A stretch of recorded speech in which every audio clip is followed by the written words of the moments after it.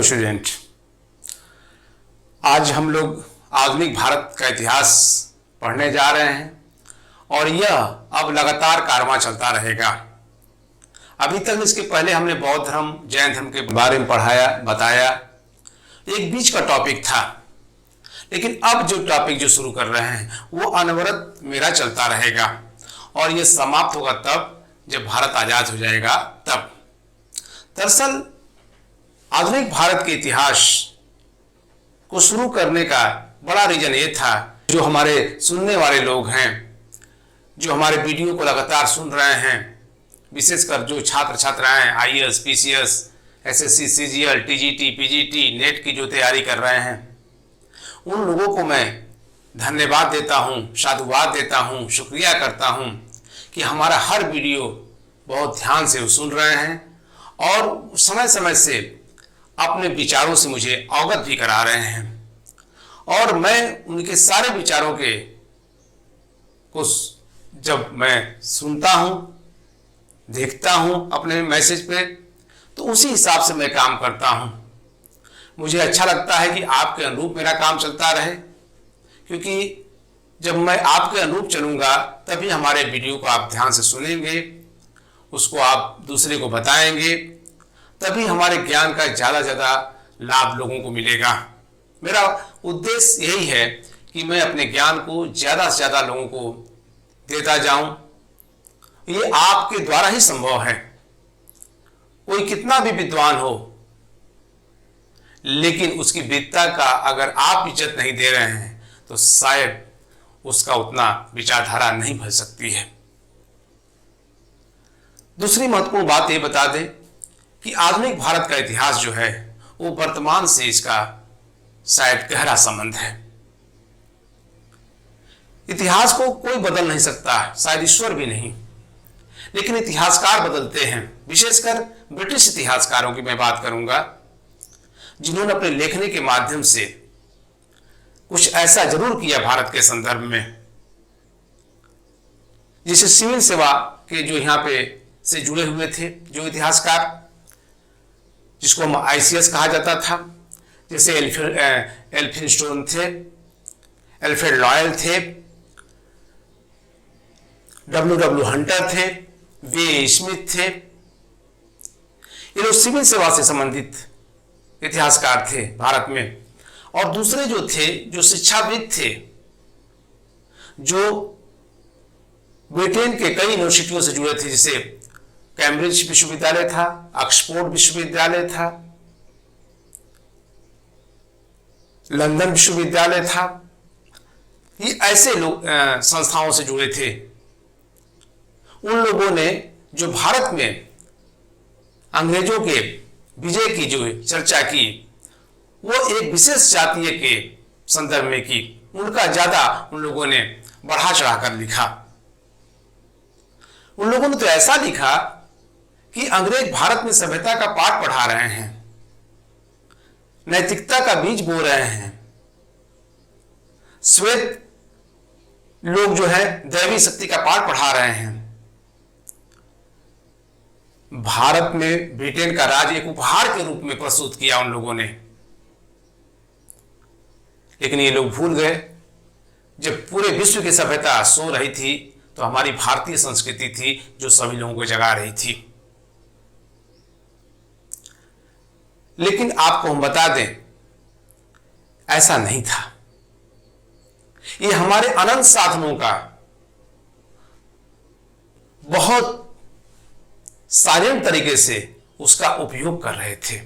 हमारे जो संसाधन थे उसका ये लोग उपयोग कर रहे थे और यहां से ऐसी वस्तुओं को ले जाते थे औने पौने दाम पर और अपने ही देश में ले जाकर के बना करके निर्मित करके हमारे देश में ऊंचे दामों पर बेचा करते थे। इसका विरोध हमारे कई विद्वानों ने किया, जैसे दादा भाई नौरोजी ने किया, आरसी दत्त ने किया, इकोनॉमिक ऑफ हिस्ट्री में किया, सुरेंद्रनाथ बनर्जी ने किया, बल्कि कुछ अंग्रेजों ने भी हमारा साथ दिया, जो हमारी विचारधारा से जुड़े हुए थे, अंग्रेजों की नीतियों का विरोध कर रहे थे। उसमें थे विलियम डिग्बी, मॉरिस द मॉरिश। ऐसे लोगों ने विरोध भी किया कि इन लोगों ने कहा कि अंग्रेजी राज में भारत की गरीबी बढ़ रही है। खैर, ये अभी तक ले विषय विवाद का विषय है, इस पे मंथन जारी है। अब हम लोग जो शुरू करने जा रहे हैं वह है उत्तरकालीन मुगल सम्राट का युग। औरंगजेब की मृत्यु के बाद 1707 में, जब 3 मार्च 1707 को औरंगजेब की मृत्यु हुई, उसके बाद से जो मुगल सम्राट बने, और आखिर में क्या कारण था कि इतना लंबा साम्राज्य, इतना बड़ा साम्राज्य जिसने बाबर ने नींव रखा था, और वो कारवां हुमायूं, अकबर, जहांगीर, शाहजहां, औरंगजेब तक चलता रहा। और जैसे ही औरंगजेब की मृत्यु होती है, मुगल साम्राज्य का पतन तेजी से शुरू हो जाता है। क्या कारण रहा होगा मुगल साम्राज्य के पतन का? निश्चित रूप से कोई एक कारण नहीं हो सकता है, उसके अलग अलग कारण माने जाते हैं। औरंगजेब की दक्षिण नीति मानी जाती है, उसने किसी पर, अपने लोगों पर विश्वास नहीं किया, अपने बच्चों पर उतना ध्यान नहीं दिया, शिक्षा दीक्षा पर। उसकी जो धार्मिक नीति थी, जो असहिष्णुता की नीति थी, ये सारे रीजन थे। इसके अलावा यूरोपीय कंपनियों का आगमन, और सबसे बड़ी बात थी अयोग्य शासक। और रही सही कसर नादिर शाह ने पूरा कर दी, उसके बाद उसका सेनापति अहमद शाह अब्दाली ने पूरा कर दिया। सब क्षेत्रीय शक्तियों का भी उदय हो रहा था। तो कई ऐसे रीजन थे जो मुगल साम्राज्य था वो धीरे धीरे अब गर्द की अवस्था में जाना शुरू कर दिया। उसका साम्राज्य जो विशाल था, 21 प्रांत थे, वो प्रांत अब छोटे छोटे राज्यों में बदलते चले गए, और वह राज्यों पर अन्य लोगों ने कब्जा करना शुरू कर दिया। तो ये माना जाता है। वैसे भी औरंगजेब जो काल है वो मुगलों का संध्या काल के नाम से जाना जाता है। फिलहाल हम उनकी चर्चा करेंगे। 1707 के बाद से जो मुगल बादशाह गद्दी पर बैठे, और एक एक करके हम उनकी चर्चा करेंगे। आपको आश्चर्य होगा कि इन मुगल जो सम्राट थे, इनको अलग अलग उपाधियां भी दी गई। निश्चित है कि इतने योग्य नहीं रहे होंगे, तभी इनको किसी को लंपट मूर्ख कहा गया, किसी को रंगीला कहा गया, किसी को साहिब बेखबर कहा गया, किसी को घृणित कायर कहा गया। किसी के बारे में तो बात बची ही नहीं थी। इतनी इन लोगों की स्थिति खराब हो गई थी। एक भाई दूसरे भाई पर तलवार उठाने के लिए उद्यत रहता था, साम्राज्य पाने के लिए, गद्दी पाने के लिए। तो ये चीजें थी। जब उत्तरकालीन, जब हम मुगल सम्राट का एक एक करके क्रम से पढ़ाएंगे, उनके बारे में हम बताएंगे। कुछ लोगों के बारे में तो बताना ही पड़ेगा, क्योंकि कुछ लोगों में मैटर है ही नहीं है। हाँ, एक चीज ध्यान रखना है कि जब जो मुगल बादशाह बैठा, उस बीच में कौन कौन सी घटनाएं हुई, उनको आपको याद करना है। हम थोड़ा लेक्चर दे देते हैं आप लोगों को, वैसे हमने बोर्ड पर लिखा है, लेकिन हम एक बार आपको सुना भी देते हैं, आप उसको नोट कर लीजिएगा। तो पहला, औरंगजेब की मृत्यु के बाद, जिसके हम डिटेल से चर्चा करेंगे, थोड़ा सा पहले उनके बारे में बता दें क्रम वाइज। तो उनका बड़ा बेटा औरंगजेब का, जिसका मुअज्जम नाम था, शाह आलम प्रथम भी नाम था, मिलता है इसका, बहादुर शाह प्रथम के नाम से गद्दी पर बैठा। 63 वर्ष की उम्र में गद्दी पर बैठा। पहला मुगल बादशाह था जो इतनी उम्र दराज की गद्दी पर बैठा था, और राजकोष से अपनी शक्ति बढ़ाने के लिए धन सरदारों में बांटना शुरू कर दिया। इसीलिए खफी खान इसको शाह बेखबर की उपाधि दिया है कि शाह क्या है, बेखबर है। अब इसकी हम चर्चा हम अभी करेंगे डिटेल में। इसके बाद से इनका बेटा जहांदार शाह गद्दी पर बैठा, उसको भी लंपट मुहर की उपाधि दी गई है। निश्चित है कि कुछ ऐसा काम जरूर किया होगा, तो उसको लंपट मुहर की उपाधि दी गई। उसके बाद फारूकशियर गद्दी पर बैठा सैयद बंधुओं की सहायता से, जिनकी हम चर्चा करेंगे। इन्हें भारत के इतिहास में किंग मेकर के नाम से जाना जाता है, राजा बनाने वालों के नाम से जाना जाता है। तो इन लोगों की सहायता से फारूकशियर गद्दी पर बैठा। उसे भी घृणित कायर कहा जाता है, कभी किसी का सहारा लेता था, कभी किसी का सहारा लेता था। उसका जब पतन हुआ, सैयद बंधुओं ने उसका पतन कर दिया, तो रफी दर्जात गद्दी पर बैठा, कुछ महीनों के लिए बैठा। रफी उद्दौला गद्दी पर बैठा, ये भी कुछ महीनों को बैठा। दोनों को मृत्यु क्रमशः, एक को टीबी से हो गया था और दूसरे को पेचिश से हो गया था। 3 से 4 महीना लोग शासन किए थे। उसके बाद मोहम्मद शाह रंगीला गद्दी पर बैठा, इसका रोशन अख्तर नाम था।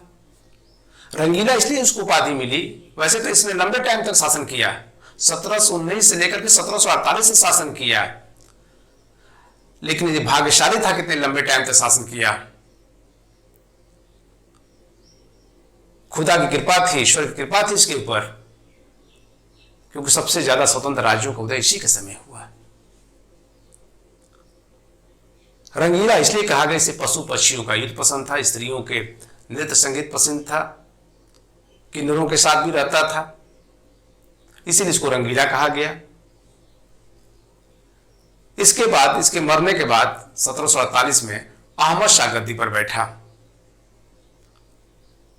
अहमद शाह 1748 से 1754 टाइमिंग है। ये तो 6-6 महीने तो निकलता ही नहीं था महल से।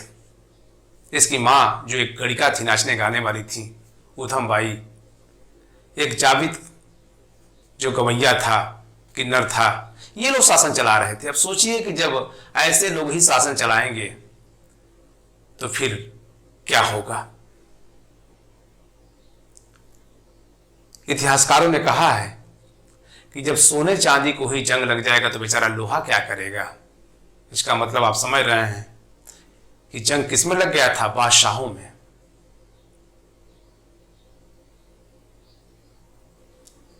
इसके बाद आलमगीर द्वितीय गद्दी पर बैठा 1754 से 1759। इसी के समय पलाशी का युद्ध हुआ था। बस हमने यही कहा कि आपको याद करना है कि उनके बीच में कौन सी घटनाएं हुई थी। जैसे क्वेश्चन आता है कि पलाशी का जब युद्ध हुआ था उसमें कौन मुगल बादशाह था, तो आपको याद रहने का कि नहीं, 1757 में जब पलाशी का युद्ध हुआ था तो उस समय मुगल बादशाह आलमगीर द्वितीय था। इसीलिए मैं इनको चर्चा कर रहा हूं ताकि आपसे गलतियां ना हो। 1759 से 1806 तक शाह आलम द्वितीय गद्दी पर बैठा। यह भी लंबे टाइम तक शासन किया, लेकिन नाम मात्र का। इधर अंग्रेज ताकतवर हो चुके थे, अपनी शक्ति को बहुत इजाफा कर लिए थे, बंगाल पर उनका नियंत्रण हो गया था, मराठों की शक्ति भी चरम पे थी। ये तो काफी दिन तक शासक तो दिल्ली का था, लेकिन बिहार शासन कर रहा था। मराठों ने इसको गद्दी पर बैठाया, जिसकी हम चर्चा करेंगे आगे। इसी के समय 1803 में दिल्ली पर अंग्रेजों ने कब्जा भी कर लिया। एक तरह से कह सकते हैं कि मुगल सम्राट किलों के अंदर ही कैद होकर रह गए, किले के मालिक हो गए। जो हुक्म जारी करते थे, जो आदेश जारी करते थे, वो किले के अंदर था। उसके बाद अकबर द्वितीय गद्दी पर बैठा 1806 से 1837। अंग्रेजों के संरक्षण में बनने वाला ये भारत का पहला मुगल सम्राट है। अब तो अंग्रेज सलामी देने के लिए भी नहीं जाते थे। लॉर्ड हेस्टिंग की चर्चा करेंगे जब हम गवर्नर जनरल के बारे में बताएंगे। ये तो मिलने भी नहीं गया अकबर द्वितीय से, कहा कि जब बराबरी से मिलेंगे तब मैं मिलूंगा, अन्यथा मैं नहीं मिलूंगा। आप सोच लीजिए कि अंग्रेज भी तवज्जो देना बंद कर दिए, पहले सलामी देते थे। बहादुर शाह जफर 1837 से 1857 अंतिम मुगल बादशाह था। इसी के समय आपको बता दें कि 1857 की क्रांति घटित हुई थी, इसी के नेतृत्व में क्रांति हुई थी और अंत में अंग्रेजों की जब जीत हुई तो हुमायूं के मकबरे के नीचे जाके छिप गए थे। अंग्रेजों ने इनको पकड़ लिया, हडसन उस समय था, और इनको रंगून निर्वासित कर दिया, जहां पे 1862 में इनका देहांत हो गया। तो इन मुगल सम्राट, जो उत्तरकालीन मुगल सम्राटों के बताने का मेरा क्रम से मतलब यही था कि आप डेट जरूर याद रखिए कि कौन सी घटना जब हुई, तो महत्वपूर्ण घटना, जैसे बक्सर का युद्ध की हम बता दें। आप जानते हैं बक्सर का युद्ध हुआ था 1764 में, पानीपत का जो युद्ध हुआ था 1761 में। तो पूछता है कि इस समय जब जो पानीपत का युद्ध हुआ था उस समय कौन मुगल सम्राट था, जो बक्सर का युद्ध हुआ था उस समय कौन मुगल सम्राट था, वारेन हेस्टिंग जब गद्दी पर बैठा तो कौन मुगल सम्राट था, अंग्रेजों ने दिल्ली पर कब्जा किया तो कौन मुगल सम्राट था। ये सारी बातें आपको याद रखनी पड़ेगी, दिमाग में आपको फिट रखना पड़ेगा, क्योंकि आपको हर तरह से क्वेश्चन बनते हैं। कोई एक रीजन नहीं है, कोई एक ही जगह से कई क्वेश्चन, क्योंकि बनाने वाले उनको पता है कि लड़के कहाँ पढ़ते हैं, कहाँ चीज को छोड़ते हैं, उन्हीं चीज को पूछा जाता है। तो आपका नॉलेज जो होना चाहिए वो हर तरह से ब्रॉड होना चाहिए। कोई घटना घटित हुई, कोई बादशाह हुआ, कोई गवर्नर हुआ, उसके समय कौन सी घटनाएं घटित हुई, भारत में जैसे मान लीजिए कि ट्रेन चली तो उस समय कौन सा गवर्नर था, ये सब चीजें, इसीलिए मैंने इन चीजों को चर्चा मैं कर रहा था और मैंने बोर्ड पर लिखा भी था आपके समय बचाने के लिए कि आप चाहें तो इसको नोट कर लीजिए। उसे मैंने अपने लेक्चर में भी सुना दिया। अब मैं एक एक करके जो मुगल बादशाह हैं उनकी हम चर्चा करने जा रहे हैं। उसमें से पहला जो हम चर्चा करेंगे मुअज्जम शाह आलम प्रथम या बहादुर शाह प्रथम के बारे में चर्चा करेंगे। एक एक करके हम सबकी चर्चा करेंगे और आप हमारे लगातार वीडियो के साथ बने रहिए कि ताकि आपको कोई चीज छूटने ना पाए। हम कोशिश करेंगे कि आपको अधिक से अधिक दिया जाए। आपको जब अधिक से अधिक मिलेगा तो हमें लगता है कहीं जाने की जरूरत नहीं पड़ेगी।